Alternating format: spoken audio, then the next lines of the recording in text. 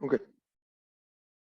ये अपना सामयिक चल रहा है ना, तो उसमें अ, भोगवटो और पोतापनो। या तो उसमें पोतापनो तो बहुत होते होते हैं। तो आप थोड़े उसमें प्रकाश डालिए। भोगवटा की तो बात हम कई समय से और सब आपका पुत्रों के साथ कर रहे हैं। भोगवटा तभी आएगा जब उसमें मेरापन, माइंड या माई या माइंडनेस कुछ भी प्रकार की होगी, और उसमें अपनापन मैंने डिस्चार्ज ईगो होगा।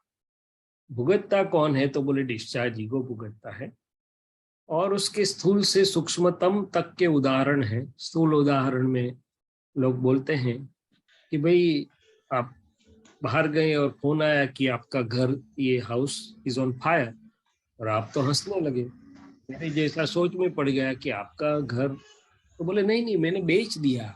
तो बोले कागज से मेरा निकल गया तो भुगतान निकल गया। मगर ये तो स्थूल बात हुई। सूक्ष्म बात तो आज जो हमें भुगतान देती है वो ये देती है, ये मुझे समझते नहीं है, मेरी बात को समझते नहीं है, कभी मेरी बात को, हमेशा मेरी बात को काटते ही है। अब देखो, नजदीकी व्यक्तियों के संवाद में क्या होता है, बोले कभी मेरी बात सुनते ही नहीं ना, कभी मेरी बात को एग्री नहीं करते, मेरी बात तो हमेशा काट ही देते हैं। तो मेरी है इसलिए उसको भुगतान है। इसी प्रकार से एक्सप्रेस किया या नहीं किया, मगर मुझे अंदर में मेरी समझ, मेरी बात, ये मेरा ये रहता है। और अपनापन जो है, तो मैंने ये आगे भी बात की कि डिस्चार्ज ईगो जो है वो अपनापन है। कि भाई बात तो चलो इम्पोर्टेंट नहीं है, मगर ईगो को वहां कि हाँ मुझे नहीं माना, मेरा स्वीकार नहीं किया, मुझे रिकॉग्नाइज नहीं किया, तो डिस्चार्ज ईगो अपनी जगह छोड़ने के लिए तैयार नहीं है। और व्यवहार के हर प्रसंग में भी डिस्चार्ज ईगो प्रोजेक्ट होता रहता है। वो चाहे सत्संग हो, चाहे वॉर हो, चाहे वॉर हो। सत्संग में भी मुझे जल्दी नहीं दिया, मुझे कम समय दिया, मुझे ज्यादा समय दिया, उन्होंने अपना ज्यादा दिखा दिया, मेरा तो रिकॉर्डिंग रखा ही नहीं। सबके रिकॉर्डिंग तो अरे यार तो क्या कर रहा है तू। तो हर जगह पे डिस्चार्ज ईगो अपना सर उठाता रहता है। तो जहां छूटना है वहीं पर भी डिस्चार्ज ईगो अपनी परीक्षा लेता है, और जगह पे तो लेता ही लेता है। इसलिए दादाजी ने हंसते हंसते बोला था ना कि शादी करते हैं तो कोऑपरेटिव सोसाइटी बनाते, सब नक्की करते हैं कि हम मिल के करेंगे, मगर दो आई अलग रहते हैं। जब तक एक आई दूसरे आई के साथ फ्रेंडली, लविंग, शेयरिंग, केयरिंग होता है, वहां तक विन विन चलता है। मगर एक आई जब दूसरे आई को जीतने जाता है तब शो स्टार्ट हो जाता है। तब फिर मेरा तुम्हारा, मेरा तुम्हारा। तो ये डिस्चार्ज ईगो अभी भी महात्माओं के लिए अपनापन की जो बात है। और ये डिस्चार्ज ईगो में दादा ने बोला कि जब माई इकट्ठा होता है, जब आग्रह इकट्ठा होता है, जब उसको प्रकृति का पक्ष लेता है वो, तब ये डिस्चार्ज ईगो और भी गाढ़ गहरा हो जाता है।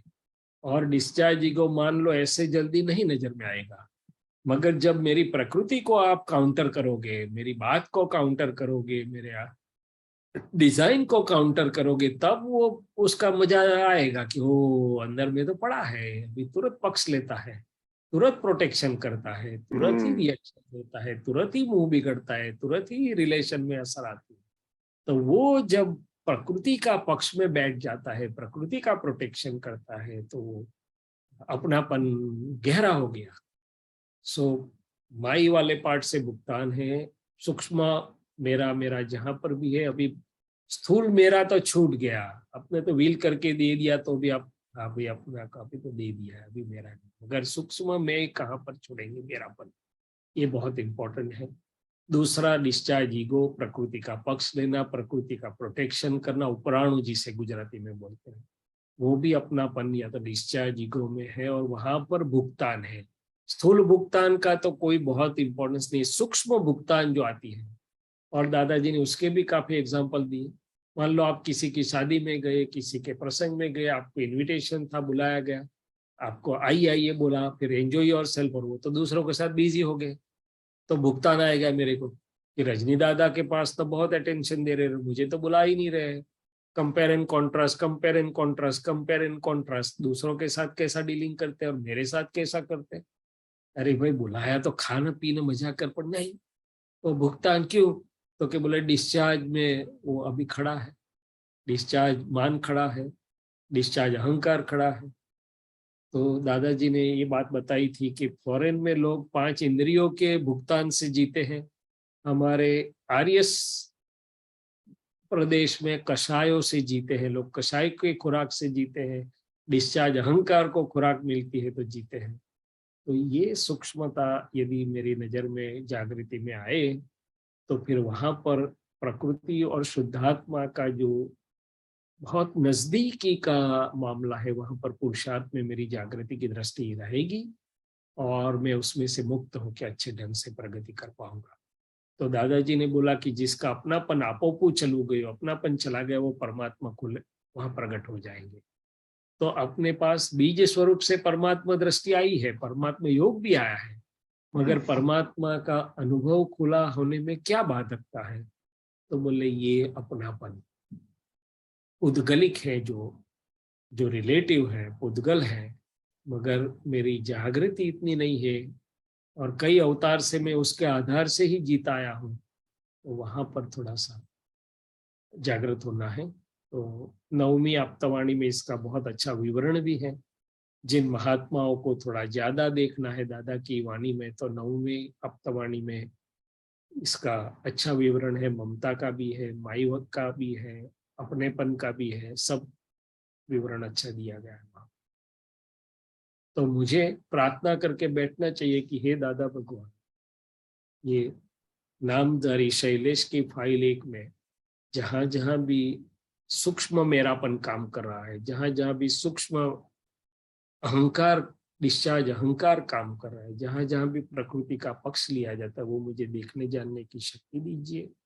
और मैं तो चैतन्य घन स्वरूप हूँ, वो मेरे नहीं है, मेरे से भिन्न है और मैं उनसे भिन्न हूँ, ऐसा पूरी जागृति के साथ मैं उनको देखूं जानूं, तो फिर उसका पक्ष नहीं रहेगा, तो फिर वो निकल जाए और हम मुक्त महामुक्त होते जाएंगे।